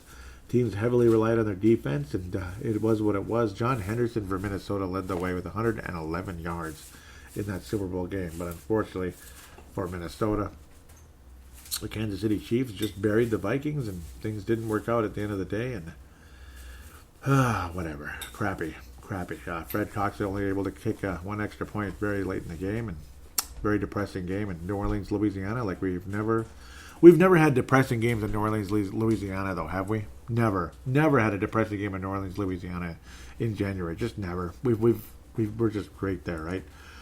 That was January 11th, 1970. Vikings then, like we always do, the next year, after we get heartbroken by the Saints or the frickin' Eagles or whatever, or the Falcons or the whoever. Oh, we won 27-10. We just whooped all over those Kansas City Chiefs, and that meant what? Man, absolutely bleeping nothing. So, who cares? 27-10 in Metropolitan Stadium, the old Met Stadium, and it meant a whole lot of nothing. Vikings didn't get back to the Super Bowl, and the Chiefs didn't get back to the Super Bowl, and the Chiefs have never been back, and the Vikings went back 3 times later on with Francis, and things didn't go so well. Vikings ended up winning the next one, 35-15 in Kansas City in 1974. In 1981, 7 whole years later, the Vikings lost at home in one of the last games in Metropolitan Stadium, December the 20th, 10-6. And then 9 years later, just imagine these stretches, 9 years later, Chiefs beat the Vikings in 1990 during that frustrating season in 1990. Chiefs defeat the Vikings 24-21. In 1993, I remember this very well. Jim McMahon at the quarterback. The Vikings needed a win desperately to get in the postseason, and we roll all over Joe Montana's Kansas City Chiefs in the Metrodome, 30-10. Incredible record when you look at it. I'm going to back up here. So the Vikings have won in Kansas City at least once. Yep. Other than that, Mrs. Lincoln has been the play. So the Vikings, before I officially started watching them hardcore in 1992, just kind of casually off and on before that, the Vikings only played 5 games against the Chiefs, which is insane. So a 20-year period, and you could argue a 29-year period because the Vikings started in 61, of course. 29-year period, the Vikings had only played the Chiefs 5 times, and again, the AFC and NFC ended up merging into the National Football League not long after that. The Vikings were one of the last NFL champions to exist without a Super Bowl ring, damn it. So 1993, again, Jim McMahon leading the way. And Barry Word and all those guys in 1993. I remember that team very well. Fuad Revez. Yep, how can you forget? Yep, the Vikings needed to get their 8th win of the season. They ended up winning the next week to get to 9-7, only to get beat pretty badly by the Giants. Well, not badly. They just choked because the Giants did the Vikings. Scotty Graham, that's who I thought it was. That's who was the real hero, not Barry Word. Barry Word was a part of things. Barry Word was a former Kansas City Chief. But Scotty Graham was the big star. Definitely a bell cow. 33 attempts, but he was awesome. 5 yards a carry and 166 yards. Scotty Graham, the former substitute teacher, which was a nice hero, number 33 for Minnesota back in the day, 93. I remember Scotty Graham, and that was a very memorable game for us as Viking fans. Minnesota hosted the Kansas City Chiefs in 96 and got rolled pretty good, 21-6 in 1999. I remember that very well. That ended up costing the Vikings any type of chance of winning the division in 1999 when we were still kind of hanging around trying to pass the Tampa Bay Bucks. Back and forth type of game. Very, very frustrating. And then, what was that guy's name? I can't remember his name. Oh, well, I'll see it now in a second. I'll remember it in a heartbeat. The former Miami Dolphin kicker. That's who he was. Ended up kicking the game winner. Pete Stoyanovich. Yep. Son of a biscuit. Yep. And you knew he was going to make it from 38 yards out. You just knew it.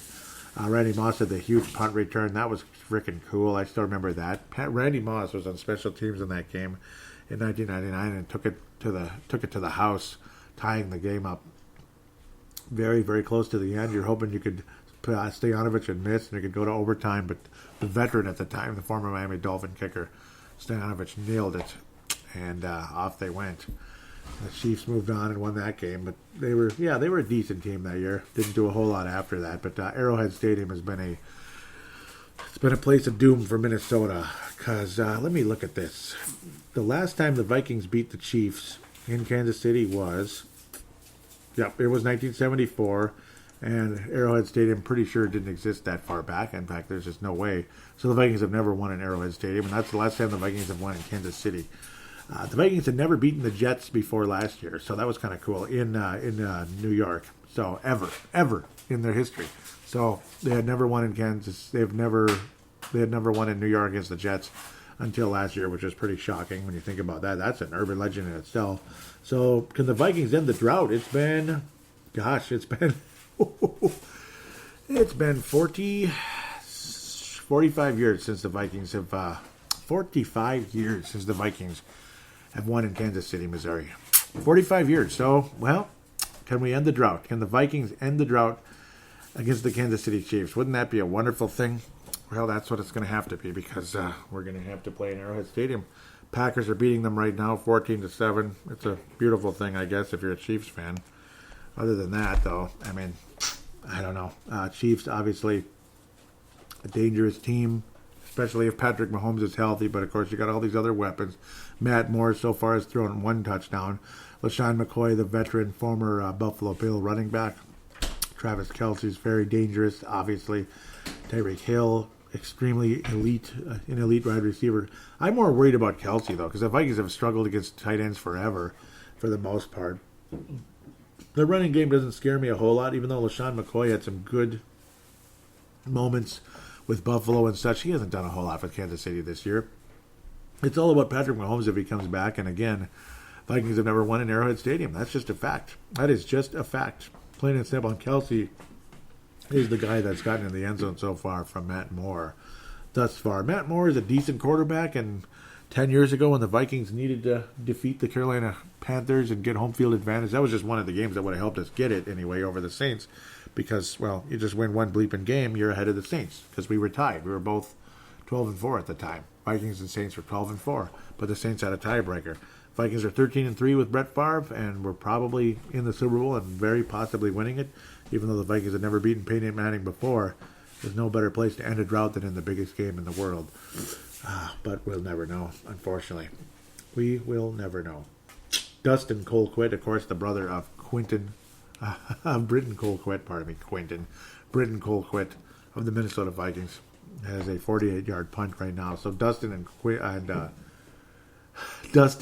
and Britton will be, there'll be a little conversation about the brothers, the Colquitt brothers, the Colquitt punters in the National Football League from Tennessee there.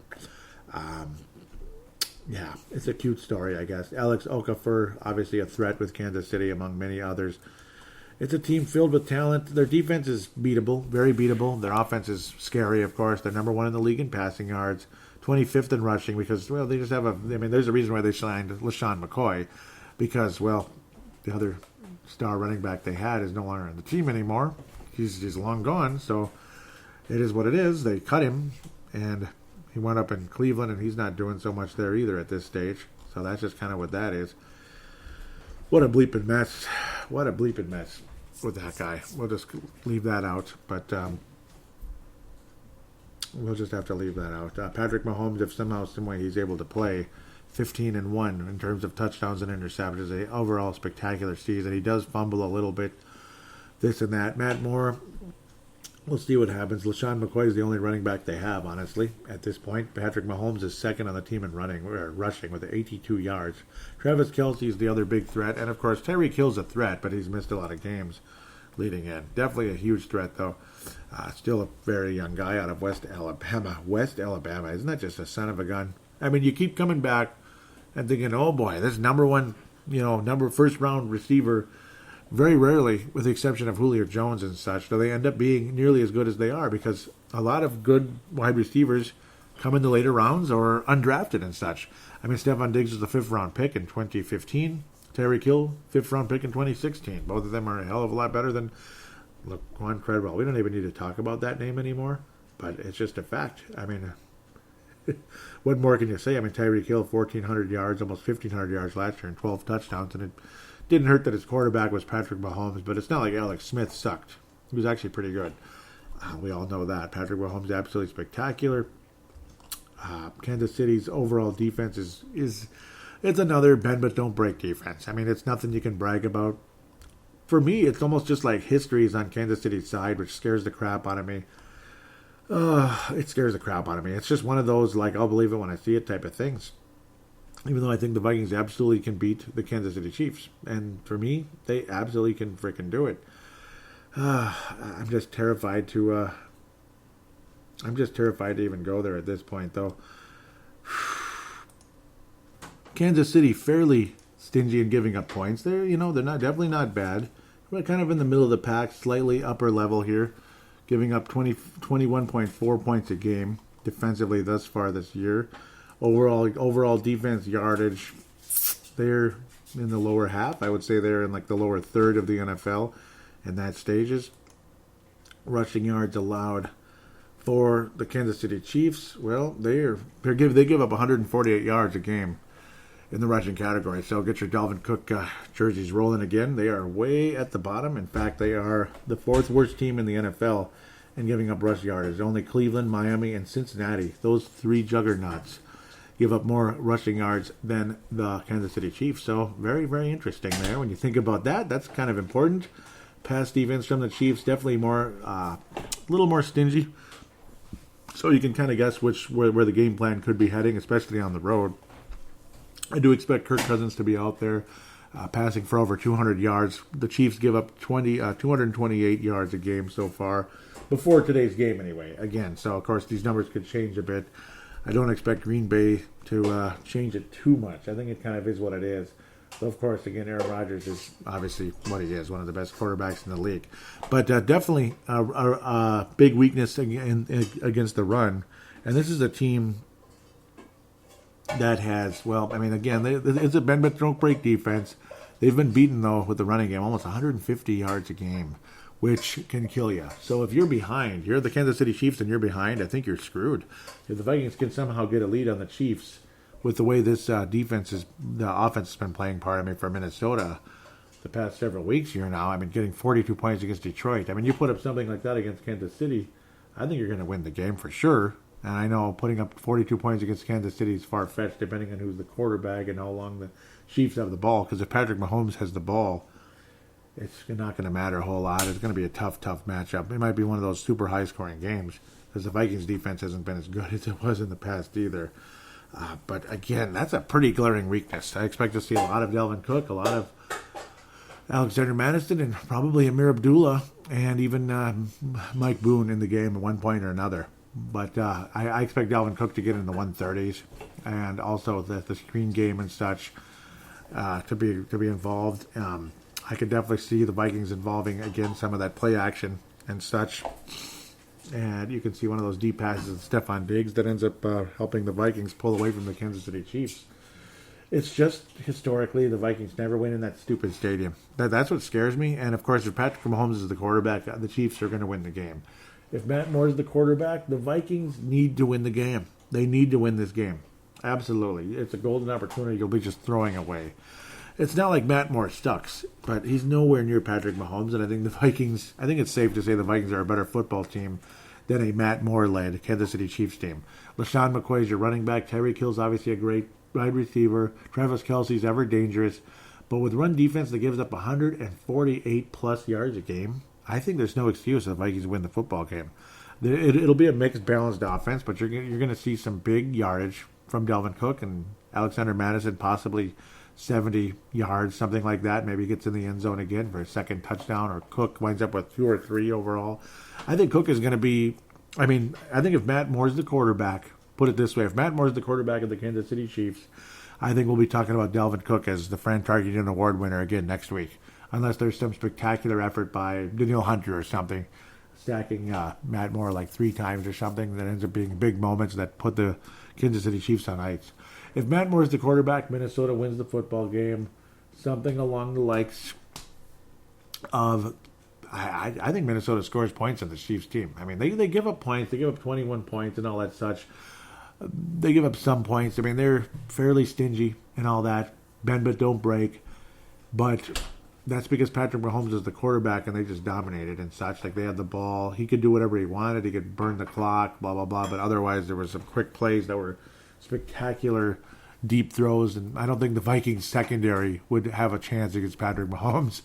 I don't think the Vikings secondary would have a chance. If Patrick Mahomes suits up next week, the Chiefs win the game, and it's going to be high scoring. It's going to be pretty awful. But the Vikings will be in it. It'll be kind of similar to the Los Angeles game last year, like a 34-31 type of game. I'd go to like 38-34. The Chiefs win the game if Patrick Mahomes is healthy. But if Matt Moore is the quarterback, I expect Minnesota to win the game 31-24. Minnesota wins the game 31-24 over the Kansas City Chiefs, maybe 31-27.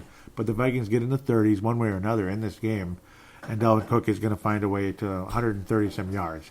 Now, again, it's crucial that the Vikings have a lead so they can end up running the ball more and more. And if we have the chance to do that, you're going to see Mattison possibly get his first century type of game in the later stages, because you might see Mattison as the guy kind of burning out the clock, not Dalvin Cook down the stretch. And he is an ever-capable guy of doing that with his high IQ, his strength, and just kind of all the above.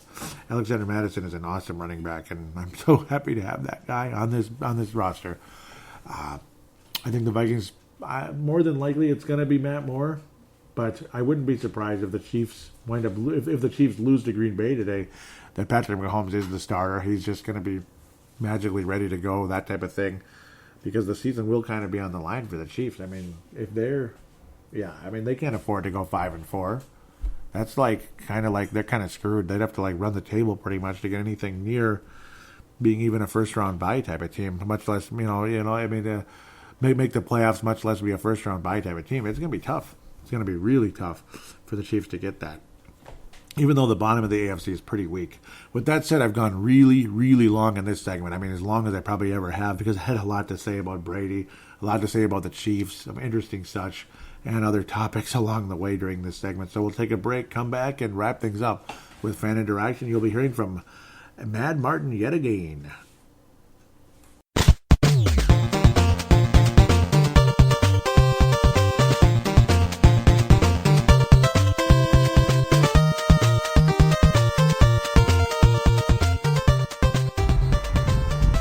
Happy Purple Friday, Joey.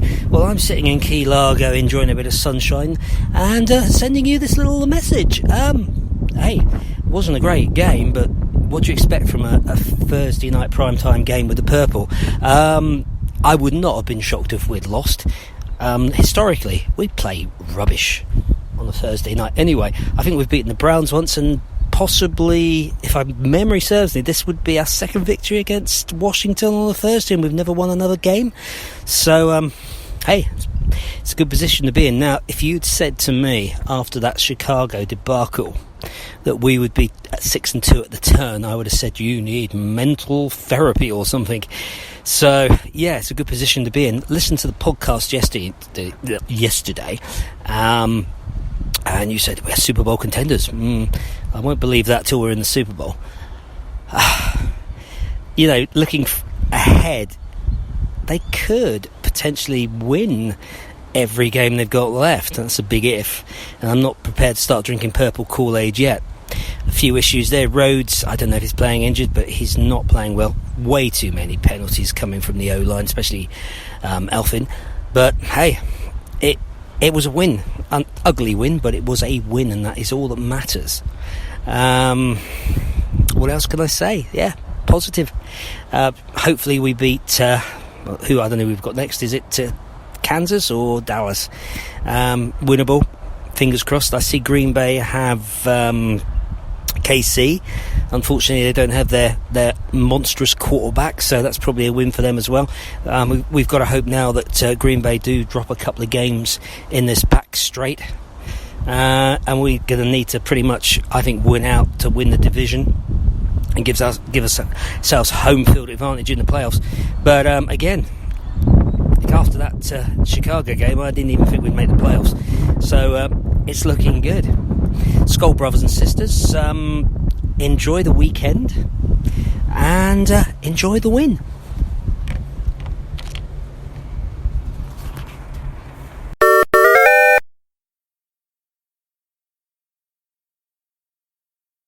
And I can't thank you enough. Once again, Dave Martin, Mad Martin, the Twitter king, and of course from Northern Scotland, one of the coolest people ever, and he's definitely the call-in king as well. He's just been spectacular. Hanging out in Florida, eh? I could hear the wind blowing, and hope you had a good time there. Sounds like it. Soaking in some sun and such, which I think we could use a little bit of sun around here, even though some days we had it and some days we didn't. Not liking how this World Series is going now. Boy, I was pretty happy the first two games, and I don't know. It's looking more and more like Houston's going to get their second World Series in 3 years. 4-0 Houston as I'm talking right now in Game 5. They're about to take a 3-2 lead. Maybe it'll be an anti-87-91 where the road team wins every single game. And that's how the Nationals would win the World Series, is they'd have to win every single road game, just like Houston won every single road game. Darndest thing I've ever seen. That's weird, but it never gets weirder. It's weird enough. It's just going to keep getting weirder everywhere you go. Thanks, Mad Martin, though. But yes, you're saying how. No, I didn't really mean it as Super Bowl contenders. I said maybe we could be. We're maybe becoming conference contenders, if not Super Bowl contenders, especially if you can beat. That was the thing I was saying, is that we could somehow beat teams like Kansas City, Dallas, Seattle. But no, I understand. We're not Super Bowl contenders until we actually make it. I kind of get that because it's been 43 years. 43 is a long freaking time. So that, and yes, a lot of the games coming up are winnable. Dallas is winnable. Kansas City's winnable. Chiefs are actually beating Green Bay right now as we're approaching halftime. Packers trying to get into field goal range with 28 seconds left, whatever, clock's ticking and such.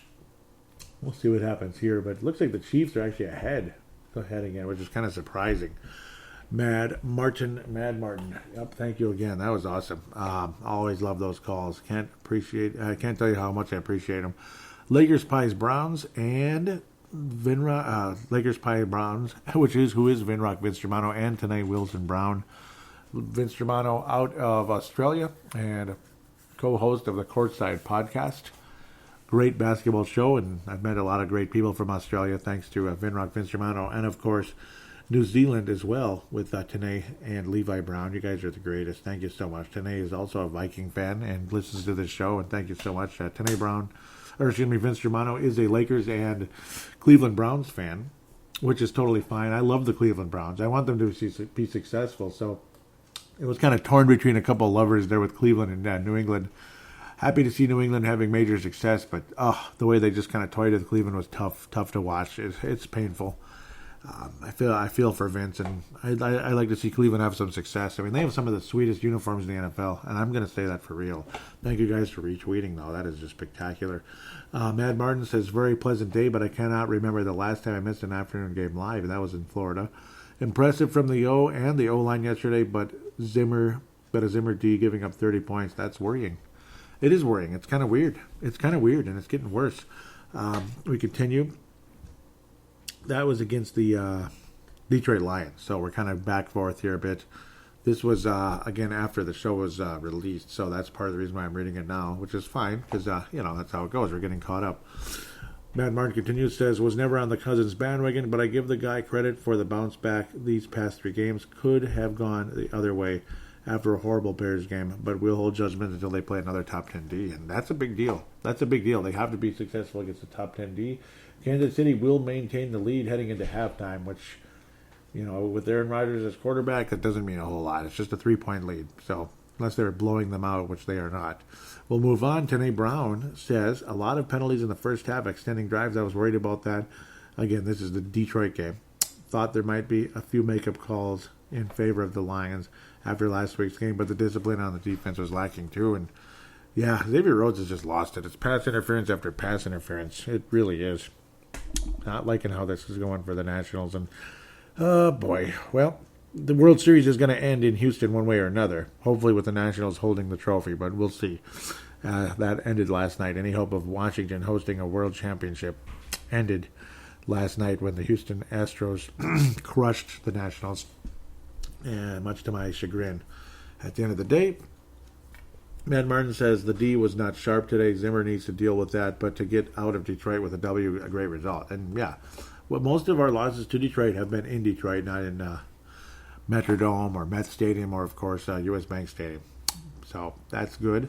Matt Martin continues, though we did lose a game to them in U.S. Bank Stadium in 2017. We actually, the road teams traded victories in that series in 2017, which is extremely rare. It's usually the opposite. Matt Martin on the plane. Plan to listen to the podcast today if time allows. There was a nice photograph there on the plane taken off from in the Florida area, Who's saying hope all is okay, and thank you very much. Hope all is okay with you as well. Mad Martin says, I'm ready. Let's get that 6-2 record, my friend. And there he was, getting that Domino's pizza ready to roll. Vikings hosting the Redskins. Mad Martin continues saying, hope this is not a trap game, and it almost was. For the love of, was that Diggs fumble a tribute to AP? And it felt like it was. It really was. He says, should I jump off the Rhodes bandwagon? Yes.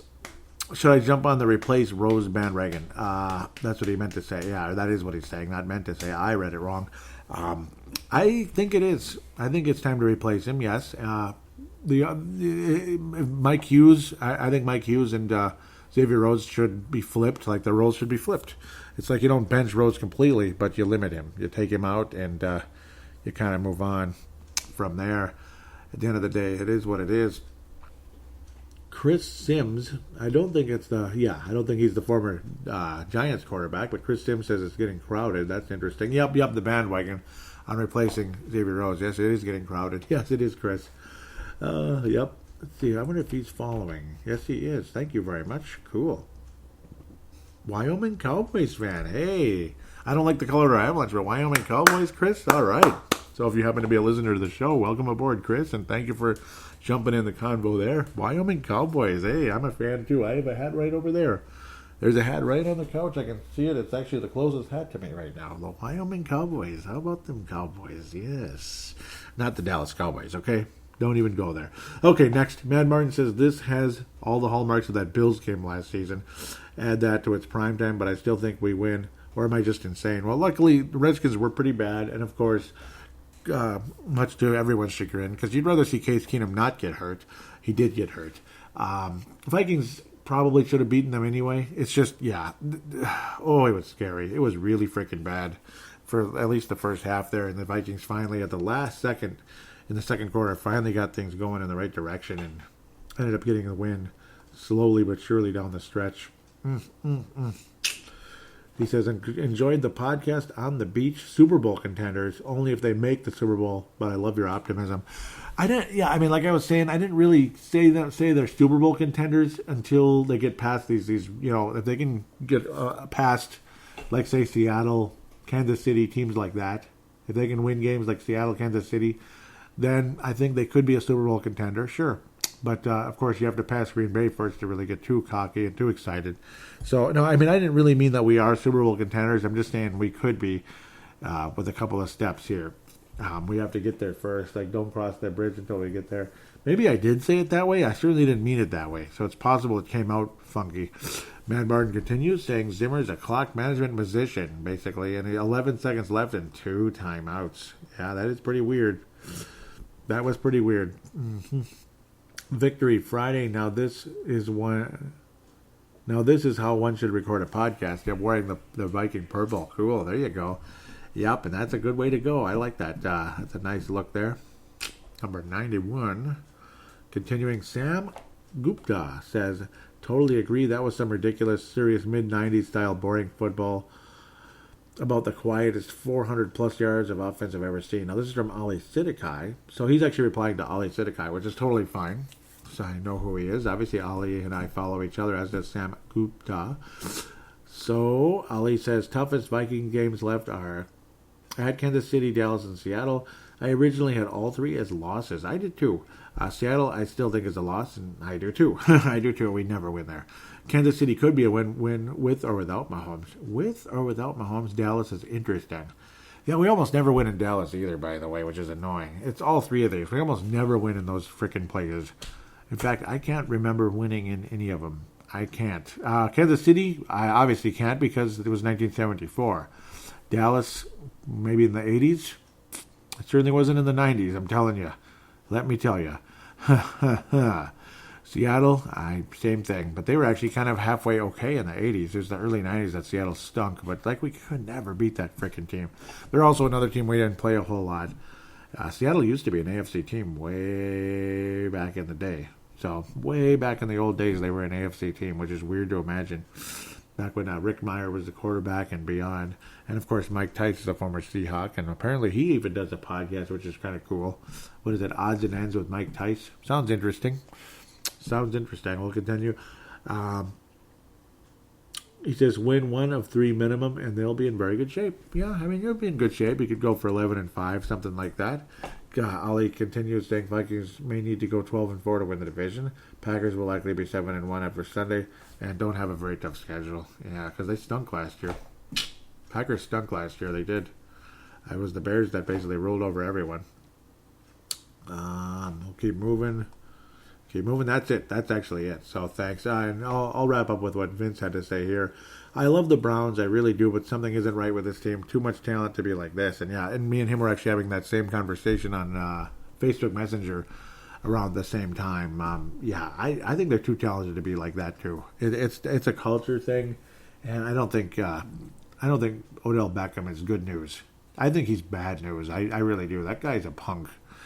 Too many guys like that. I even think Stephon Diggs sometimes is bad news, but apparently he isn't, actually. Apparently what he did was the right thing, which is rare. He actually did the right thing, and it seemed to wake everybody up. Now, this is all on the Twitter account, @Purple Mafia Show, @Purple Mafia Show. For the sake of moving on, I better do that. We're over an hour and 31 minutes in for a regular week show, which some people love, and some people might say, that's kind of long, man. But either way, appreciate you for those of you that do like it long, because it's going to be long this week, apparently. It sure is. We'll continue. The number's not good last week either. I don't know. It seems like those midweek games never do well, even though the Vikings are 6-2. Maybe people are not too excited after barely beating a Washington team that wasn't that good. And you got another interesting story, too, flying around. The Vikings player who ended up being, it sucks, Jaron Kearse, our starting safety, or a valuable player, obviously one of the safeties on this team who started, definitely arrested on suspicion of DUI and carrying a gun. So we'll see what happens there. Is he going to get suspended? Is this or that going to happen? It's kind of a crappy situation there. Brett McCarthy out of South Dakota. So I'm actually jumping ahead because this was like this morning, Sunday morning. Brett McCarthy, South Dakota, Hall of Famer, says, sad. These guys need to think Good player. He will be missed. Good player. He will be missed. Gerald String says, too bad he went. Too bad we had went without this kind of nonsense for quite a while. Yeah, I agree, Gerald, out of Nebraska. Mark Carlson says, bad decisions. And David Abraham was correcting me saying J-Ron, because I put Javon Curse. How stupid of me. I was stuck thinking about Javon Curse, the former, that's just a dumb mistake. So I apologize to David Abraham. Probably got a good laugh out of it. Mike Carlson's laughing at it. That's for sure. So, and understandable. Let's see if there's anything new popping up. Facebook.com/Purple Mafia Show is the Facebook page. Now, of course, I'm giving a shout out to M and Vikings Haven as well. Do look up that page for in-game threads, do in-week conversation, this and that. And I don't know, it seemed like a quiet week, didn't it? It really did. There was no comments on the previous show. That's just really, really, really rare. Work smarter, not harder. In-game thread, a bit back and forth. Eric Mostar, South Dakota, says, this is a game the Vikings should absolutely dominate on both sides of the ball because it is on Thursday night. I'm preparing for the worst. A long Mattison run without a hold. Minnesota miracle. Yep, that was pretty cool indeed. Diggs is getting too cute. Hopefully the D can stop AP. And yeah, that was frustrating without a doubt. Mark Carlson loves Alexander. He says he's a stud. Joey, is this thunder and lightning I've been seeing tonight? Yes, it is. Dalvin Cook is the lightning because he can explode, and then Madison's the thunder. So you got to love what's going on. There is no earth, wind, and fire necessarily, unless you want to include Amir Abdullah or Mike Boone. But they just don't get the snaps to be earth, wind, and fire like the Giants had back in the day. It's more like the thunder and lightning. The whole Ron Dane, and we'll just leave that alone. Ron Dane wasn't that good, so we'll leave that alone. These guys are a lot better than what they had in New York years ago. But we'll move on from that. Dave Hickey, Iowa. Justin Mary Henry out of Colorado says, better score now after getting that back. Diggs needs a redemption touchdown. Yeah, after the fumble. Yep. Dave Hickey says there are going to be a lot of sore players after that. One, because the Skins hit us hard, but a win is a win. At least it wasn't like the Bills game last year, but 1 year later, the Bills got a good team going. So any given Sunday or Thursday for that matter, anything can happen. Yes, it can. And the defense stood strong when it needed to. And, of course, the bad quarterbacking of Haskins just isn't ready yet. So that just kind of is what it is. That just kind of is what it is. Looking for the post-game thread here now. Moving forward. And it popped away. It popped up, popped away, popped back, popped away. Gerald String, Nebraska says, actually, the Redskins' D-line is better than what they get credit for. They were pretty good, man. They really were. Amazingly, Cousins handled it a lot better than he usually does in those situations. Had a couple throwaways when it was the right thing to do. No picks and no fumbles. Diggs is a great athlete, but kind of a head case. Doing a stupid little dance after he fumbles on a previous dive. Don't think he really gets it upstairs sometimes. I don't think so either. And a lot of wide receivers are wired that way, and it's weird. Dalvin Cook, he says, Dalvin Cook is totally amazing. I think he got 50 yards of just pushing and carrying defenders, which is amazing. Yep, what a stud. Xavier is either hurt or just getting slower, and I would say it's a little both. Whatever the case, he's becoming a liability. I think we will move on from him next year if he doesn't show significant improvement, I would guess. He has completely lost all his fundamentals of a solid shutdown corner. Time to hit reset button, rest up 10 days, and see what we can do in Kansas City. I'm back to thinking we will be the underdogs depending on if you know who is back at quarterback for KC. Yep. If he's back, I don't like our chances. And nope, me neither. I think they score 40 points, honest to God. 38 to 40 points against this Vikings secondary. I think we're done. I think we're done if we go against Patrick Mahomes. So that's one of the reasons why it will be very tough for the Vikings to be a Super Bowl contender. It would have to be something like Mike Hughes becoming a full-time starter and being spectacular, because you cannot put Mackenzie Alexander at wide corner. He's a slot corner. It just is what it is. You got Trey Waynes. He's a wide corner. Xavier Rhodes is a wide corner. Mike Hughes is kind of a tweener. He can kind of be both, but he's more of he plays wide corner in place of Xavier Rhodes at times. And I think Mike Hughes, if he can continue to be as good as he is, thank God the Vikings took him. As all of us that were extremely frustrated with the Vikings passing on Will Hernandez, or James Daniels from the Iowa Hawkeyes last draft, 2018. As frustrated as a lot of us were, look how good that Mike Hughes draft pick truly is. Despite the fact the poor guy had an ACL kind of early to midway through the season last year, which wasn't his fault, of course. That's just a freak of nature type of thing. Think about what an important draft pick that truly was, and then the extreme luck we had with Brian O'Neill floating around in the second round, later half of the second round, because he was underdeveloped and he needed to bulk up a bit, this and that. And what a freaking find he has been for Minnesota coming out of Pittsburgh. We don't really usually think of Pittsburgh in college football all that often. Maybe once in a blue moon, but not very often. You think of Alabama, you think of Clemson, you think of Ohio State, you think of Iowa, you think of Wisconsin, you think of the Gophers because they're local. But then again, they are really good this year so far. But no, you think of Penn State. Yeah, you get the idea. You don't think of Pitt. You don't think of Pitt. But, well, Pitt gave us a guy who is far better than a word that might rhyme with Pitt. He's done a hell of a job. Let's move on. Leland Albertson, who I think is an awesome guy out of Iowa and a star candidate every week. He says the O-line had a lot of mental mistakes. The receivers had a few mental mistakes like catching short, etc. They need to tighten that up. Cousins handled the pressure very well, and they did pressure him. They are moving up from being a good team to a very good team. Still not great, yeah, and I'll say very good. Yes, still not great, but just keep it going, and we'll see by the end of the season. Brett McCarthy says, sloppy play by Elfline. I don't know what his deal was. That many holding calls is unacceptable. Had to settle for field goals instead of touchdowns, but a win's a win goal. And yes, the Vikings offense, the Vikings would have put up more points if not for those kind of situations. Stephen A. Smith is back in the house. He says, if it wasn't for holding penalties, Elfline, we would have dominated more. But I'm just happy it didn't turn out like the Bills game last year. And boy, oh boy, am I too. When Riley Reef had the sore foot and all that crap was taking place and he just got run into the ground. Yeah. Ali Sidikai says, and he's local, not a very good win, but I'll take it. And I agree with you, brother.